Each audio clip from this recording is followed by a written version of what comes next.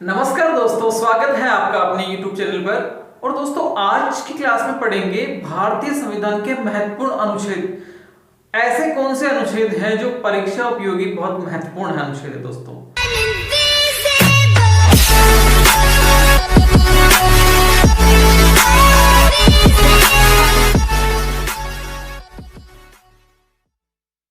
तो दोस्तों शुरू करते हैं भारतीय संविधान के अनुच्छेद। दोस्तों सबसे पहले भाग एक, भारतीय संविधान का भाग एक। और भाग एक क्या है? भारत संघ राज्य। दोस्तों ये भारतीय संविधान का अनुच्छेद मैंने बताया था आपको 1 से लेकर के 4 तक, अनुच्छेद 1 से लेकर के 4 तक। और दोस्तों महत्वपूर्ण अनुच्छेद है इसमें अनुच्छेद 1। अनुच्छेद 1 और दोस्तों अनुच्छेद 1 है भारत अथवा इंडिया राज्यों का संघ होगा। भारत इंडिया राज्यों का संघ। दोस्तों पहला ही क्वेश्चन आता है कि भारत है राज्यों का संघ। बहुत इंपॉर्टेंट क्वेश्चन है ये। तो भारत क्या है सर? राज्यों का संघ। अनुच्छेद 2,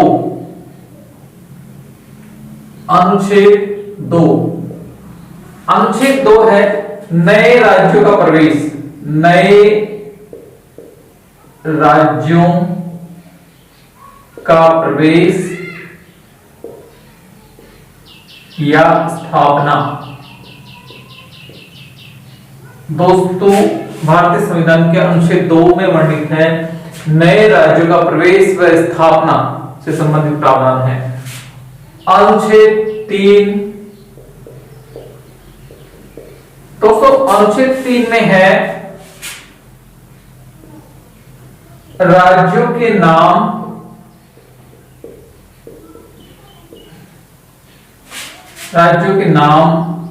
क्षेत्र, सीमा तथा निर्माण की शक्ति संसद के पास। निर्माण की शक्ति संसद के पास।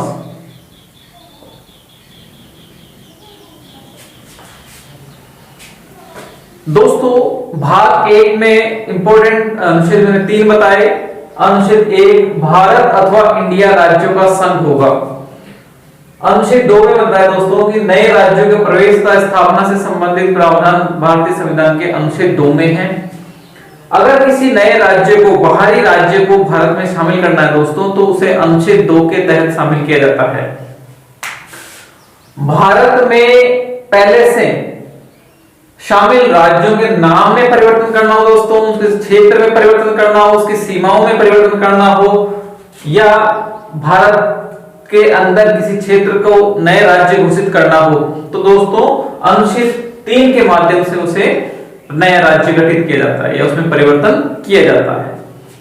भाग 2 दोस्तों, भारतीय संविधान का भाग 2 क्या है दोस्तों? भाग 2 है नागरिकता से संबंधित, नागरिकता। और यह है भारतीय संविधान के अनुच्छेद 5 से लेकर के 11 तक वर्णित है दोस्तों। तो नागरिकता वाले अनुच्छेद इस पे कोई, मुझे नहीं लगता कोई महत्वपूर्ण है, इसलिए अपन चलते हैं नेक्स्ट भाग में। भाग 3 दोस्तों, भाग 3 है भारतीय संविधान का सबसे महत्वपूर्ण जो भाग है वह भाग 3 है, और वह है मौलिक अधिकार, मूल अधिकार। दोस्तों मूल अधिकार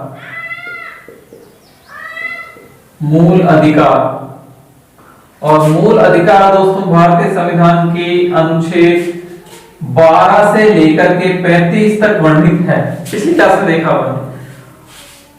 और इनको अपन इनकी अलग से क्लास लेंगे दोस्तों, तो इनको मैं यहां जिक्र नहीं कर रहा हूं। आगे देखिए भाग 4, भाग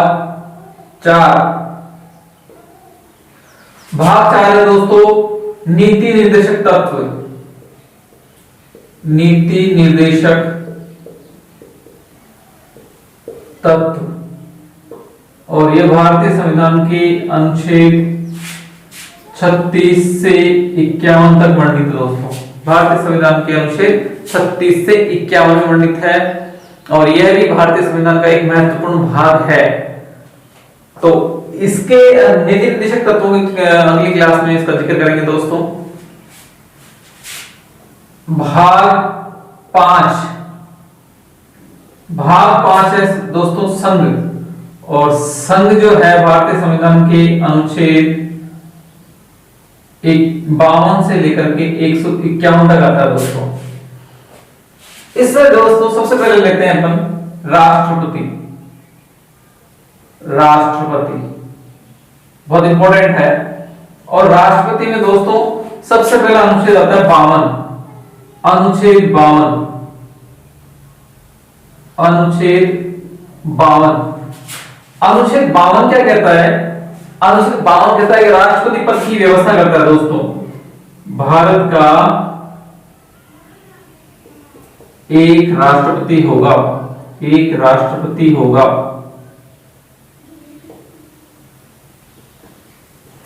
दोस्तों भारत का एक राष्ट्रपति होगा, अनुच्छेद 52 में है।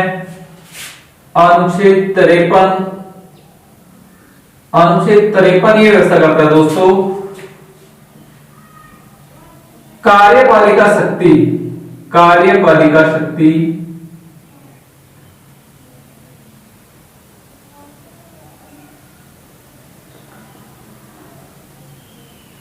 राष्ट्रपति में निहित होगी।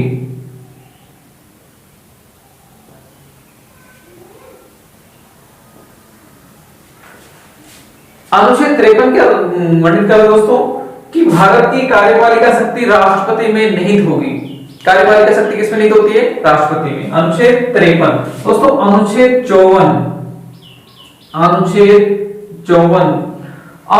54 कहता है दोस्तों कि राष्ट्रपति का निर्वाचन।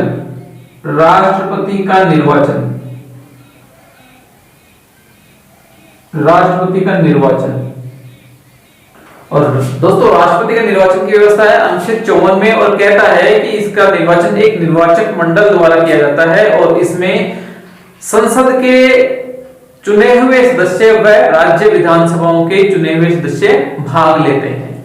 ये दोस्तों अनुच्छेद 54 की बात है। दोस्तों अनुच्छेद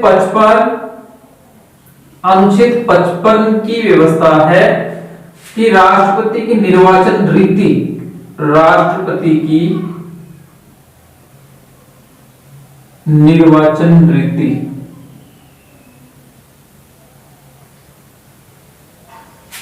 इस पे प्रणाली बताया गया दोस्तों, कौन सी रीति के माध्यम से राष्ट्रपति का निर्वाचन किया जाता है। दोस्तों अनुच्छेद 56 भारतीय संविधान के अनुच्छेद 56 में वर्णित है दोस्तों राष्ट्रपति का कार्यकाल।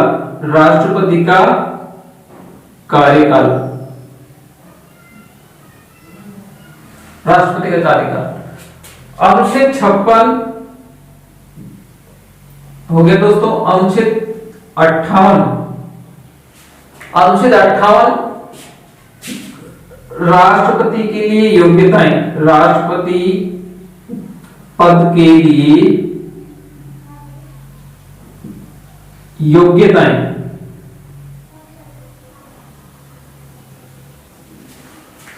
दोस्तों अनुच्छेद 58 में राष्ट्रपति पद के लिए योग्यताएं वर्णित की गई है। अनुच्छेद 60 दोस्तों, अनुच्छेद 60 में दोस्तों राष्ट्रपति की शपथ का प्रावधान राष्ट्रपति के लिए शपथ का प्रावधान।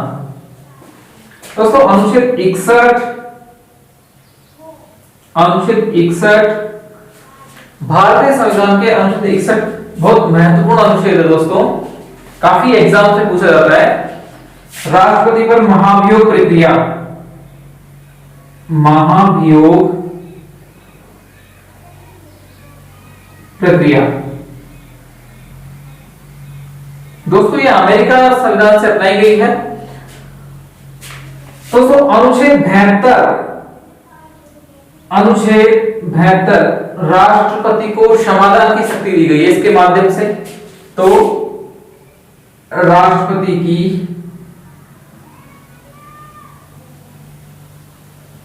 क्षमादान की शक्ति, क्षमादान की शक्ति। अनुच्छेद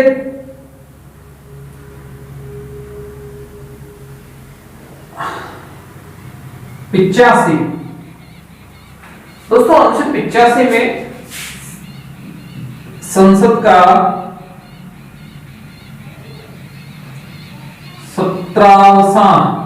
17वाहन व 17वां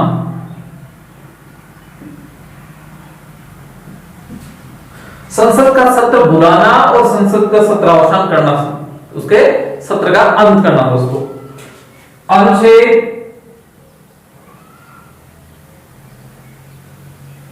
100 भारतीय संविधान के अनुच्छेद 100 में वर्णित है दोस्तों गणपूर्ति।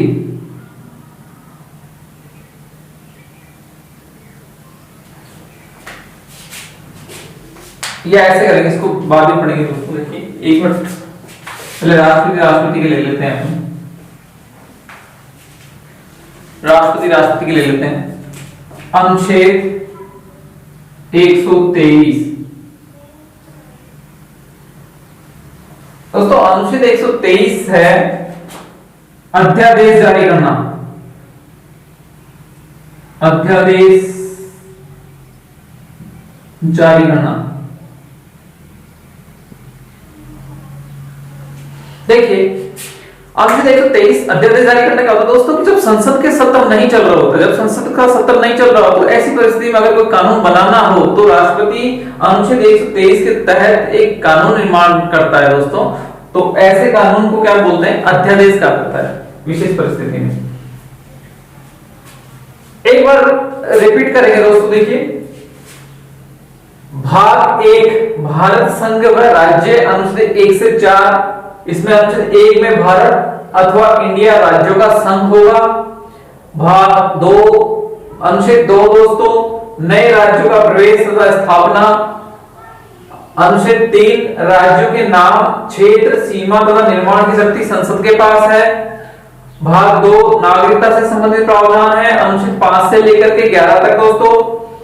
भाग 3 है मूल अधिकार अनुच्छेद 12 से 35 तक। भाग 4 नीति निर्देशक तत्व अनुच्छेद 36 से 51 तक। भाग 5 में संघ सरकार आ गई अनुच्छेद 52 से लेकर के 151 तक, जिसमें अपन सबसे पहला पार्ट पढ़े राष्ट्रपति। अनुच्छेद 52 में भारत का एक राष्ट्रपति होगा। अनुच्छेद 53 कहता है कि भारत की कार्यपालिका शक्ति राष्ट्रपति में निहित होगी। अनुच्छेद 54 राष्ट्रपति का निर्वाचन दिया गया है। अनुच्छेद 55 में राष्ट्रपति की निर्वाचन की रीति दी गई है दोस्तों। अनुच्छेद 56 राष्ट्रपति का कार्यकाल। अनुच्छेद 58 में राष्ट्रपति पद के लिए कौन कौन सी योग्यताएं हैं वह दी गई है। अनुच्छेद 60 में राष्ट्रपति के लिए शपथ का प्रावधान किया गया दोस्तों। अनुच्छेद 61 में महाभियोग प्रक्रिया का जिक्र किया गया दोस्तों। अनुच्छेद 72 में राष्ट्रपति को क्षमादान की शक्ति दी गई है। अनुच्छेद 85 में संसद का 17वां सत्रावसान करना दोस्तों। अनुच्छेद 123 में अध्यादेश जारी करना। इसको मैं इरेज कर देता हूं।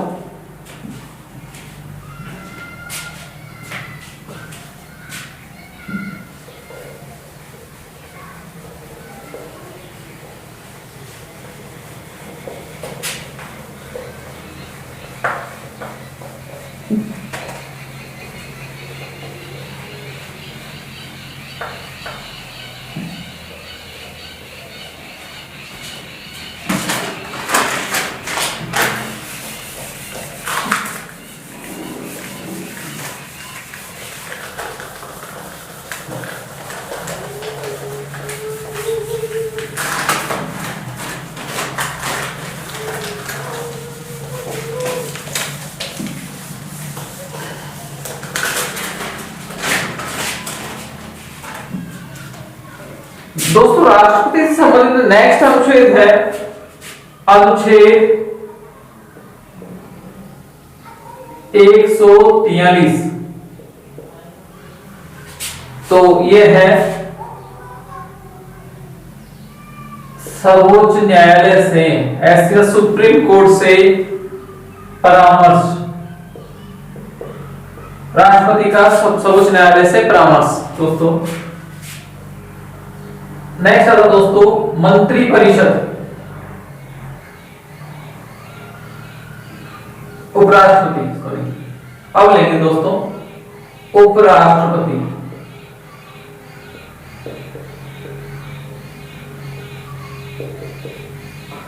उपराष्ट्रपति में देखिए दोस्तों अनुच्छेद 63। दोस्तों अनुच्छेद 63 भारत का एक उपराष्ट्रपति होगा, पद की व्यवस्था की गई है, उपराष्ट्रपति होगा।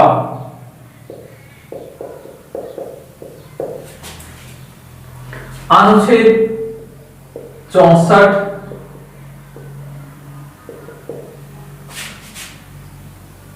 उपराष्ट्रपति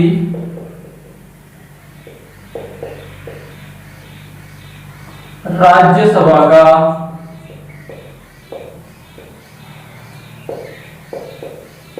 पदेन सभापति होगा।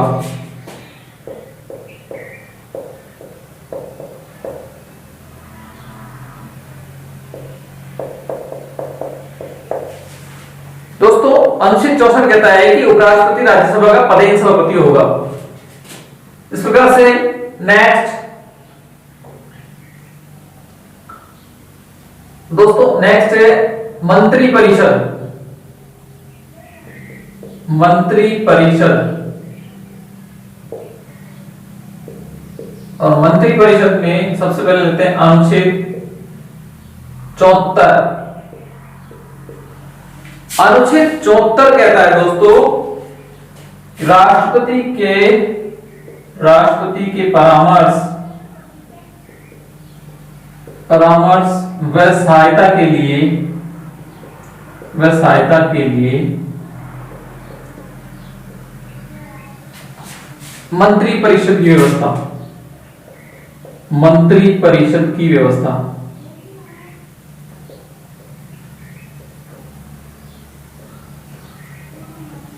राष्ट्रपति की सहायता व परामर्श के लिए मंत्रिपरिषद की व्यवस्था। दोस्तों अनुच्छेद 75 कहता है दोस्तों मंत्रिपरिषद का प्रधान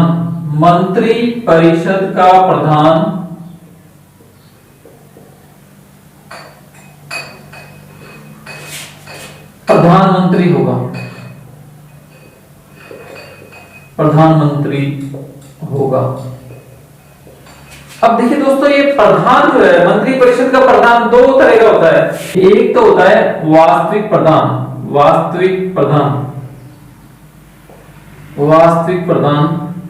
और एक होता है नाम मात्र का। तो दोस्तों देखो वास्तविक प्रधान तो होता है भारत का प्रधानमंत्री, प्राइम मिनिस्टर ऑफ इंडिया, और दोस्तों नाम मात्र का प्रधान होता है राष्ट्रपति। ध्यान रखने की बात है, क्वेश्चन आता है कि मंत्रिपरिषद का वास्तविक प्रधान कौन होता है? प्रधानमंत्री, और नाम मात्र का प्रधान कौन होता है? राष्ट्रपति। ध्यान रखना दोस्तों।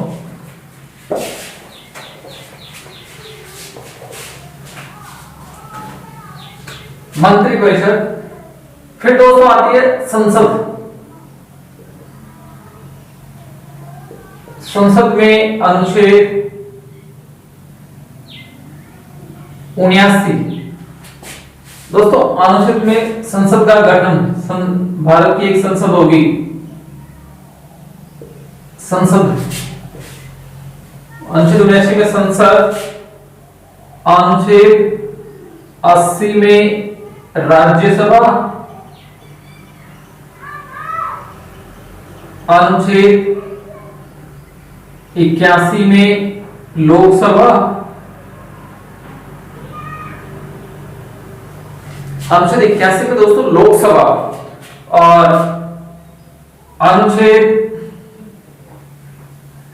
100 इसमें संसद की गणपूर्ति के संबंध में दोस्तों, संसद की गणपूर्ति दोस्तों, अनुच्छेद 105 संसद सदस्यों के विशेषाधिकार, सदस्यों के विशेषाधिकार, विशेषाधिकार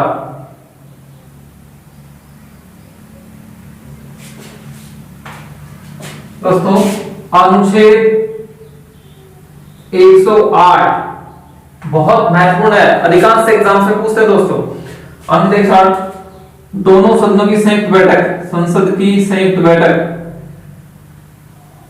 संयुक्त बैठक, संसद की संयुक्त बैठक अनुच्छेद 108 दोस्तों, इसके बारे में देखिए कुछ। संसद की संयुक्त बैठक बुलाता कौन है? राष्ट्रपति, राष्ट्रपति बुलाता है। इसकी अध्यक्षता कौन करता है? संयुक्त बैठक की अध्यक्षता दोस्तों लोकसभा अध्यक्ष, लोकसभा अध्यक्ष इसकी अध्यक्षता करता है। देखिए, संसद की संयुक्त बैठक अनुच्छेद 108 में बुलाई जाती है, राष्ट्रपति बुलाएगा और इसकी अध्यक्षता करेगा लोकसभा अध्यक्ष।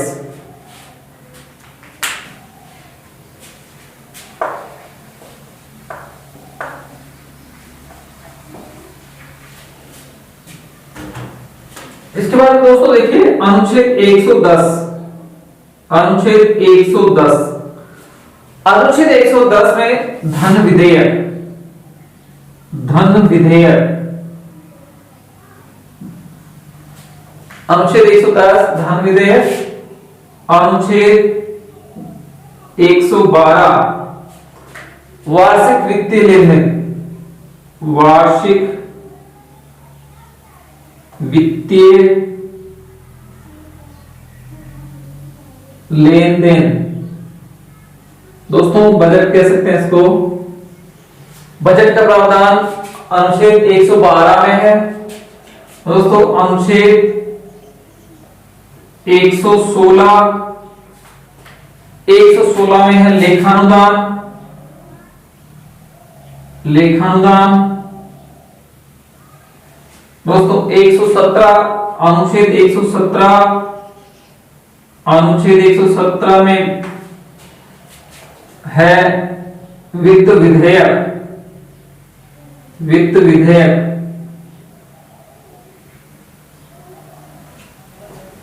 दोस्तों। अनुच्छेद 117 में है वित्त विधेयक।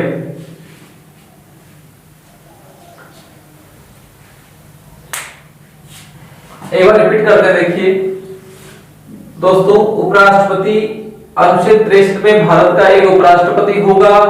अनुच्छेद 64 में उपराष्ट्रपति राज्यसभा का पदेन सभापति होगा। मंत्रिपरिषद अनुच्छेद 74 में राष्ट्रपति के परामर्श व सहायता के लिए मंत्रिपरिषद की व्यवस्था। अनुच्छेद 75 में व्यवस्था है दोस्तों कि मंत्रिपरिषद का प्रधान प्रधानमंत्री होता है। वास्तविक प्रधान प्रधानमंत्री होगा एवं नाममात्र का प्रधान राष्ट्रपति होगा। संसद के बारे में अनुच्छेद 79 संसद का गठन। अनुच्छेद 79 में भारत में एक संसद होगी।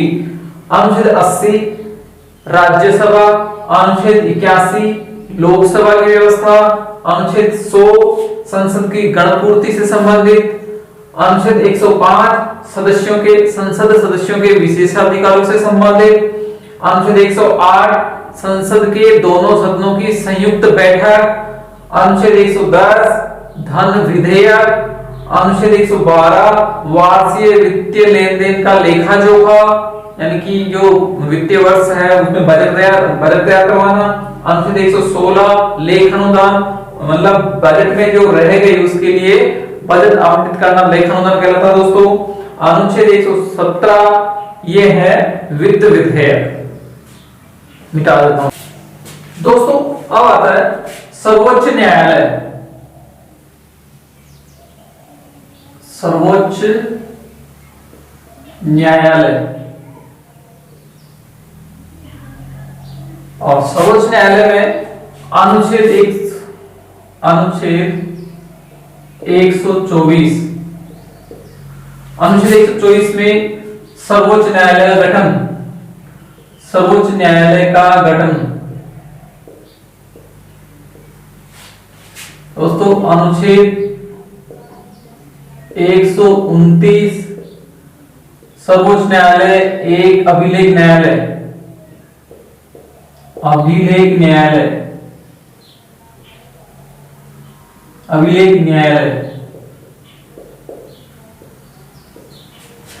दोस्तों सर्वोच्च न्यायालय एक अभिलेख न्यायालय है, यह है प्रावधान है अनुच्छेद 129 में। फिर आता है अनुच्छेद 131, इसमें है प्रारंभिक क्षेत्राधिकार, प्रारंभिक क्षेत्राधिकार।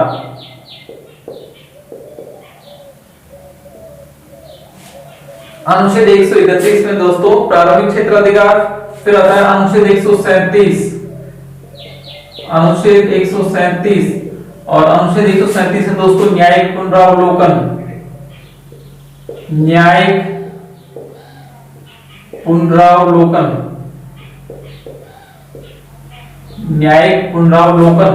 अनुच्छेद 137 दोस्तों अनुच्छेद 143, अनुच्छेद 143, अनुच्छेद 143 संबंधित है दोस्तों राष्ट्रपति का परामर्श, राष्ट्रपति का एससी से परामर्श, सुप्रीम कोर्ट से परामर्श।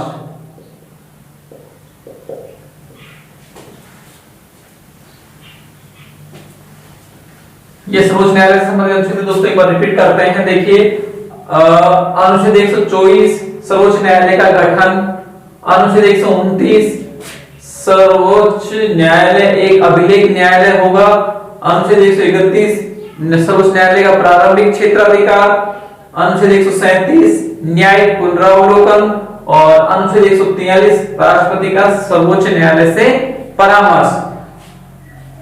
दोस्तों एक अनुच्छेद है अनुच्छेद 76, दोस्तों अनुच्छेद 76 संबंधित है महान्यायवादी, महान्यायवादी, अटॉर्नी जनरल।